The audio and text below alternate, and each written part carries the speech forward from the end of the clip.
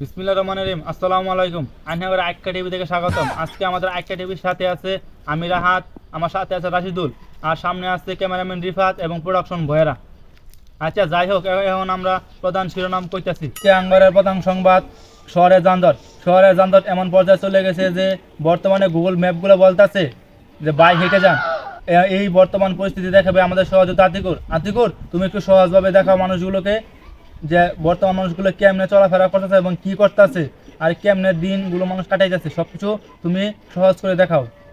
হ্যাঁ ভাই, দেখাইতেছি। ওই হারাম দাদা, আমি তোর কোন সম্বন্ধে ভাই লেগে রে সার ক।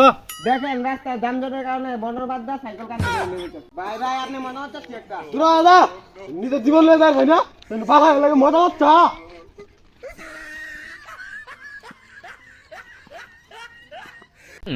এখন আমরা কইয়াম বর্তমান বাংলাদেশের গবেষণা খবর।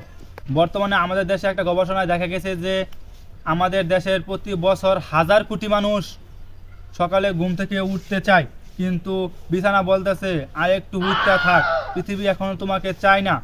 আচ্ছা, এখন একটু জিরা লই, ল্যাঙ্গা হয়ে গেছি, একটু পানি খাইয়া লই, তারপর আবার ফিরতেছি। আচ্ছা, এখন আমরা আবার শুরু করি। এখন আমরা পড়ব খেলাধুলার সংবাদ। আজকে এই খেলাধুলার সংবাদগুলো আমাদের কাছে পৌঁছাইছে রিফাত।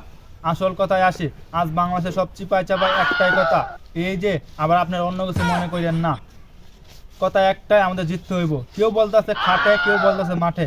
এখন একটু লিজেন্ডদের দৃষ্টি আকর্ষণ করছি আমরা, কিন্তু এখানে অনেকেই বিছানায় জিতে গেছে আর ক্রিকেটাররা বলতেছে আমরা তো চেষ্টা করতেছি। ভাই, এখানে যারা খাটে খেলেছে ওরা বললে মানতাম। যাই হোক, পরের কথায় যাই। আমরা এখন করব মাঠ রিপোর্টের খবর। এখন এমন অবস্থায় গেছে যে আচ্ছা, আর একটু বিরতি নেই। আচ্ছা, আজকে সামগ্রিকভাবে এটাই ছিল আমাদের ফানি সংবাদ।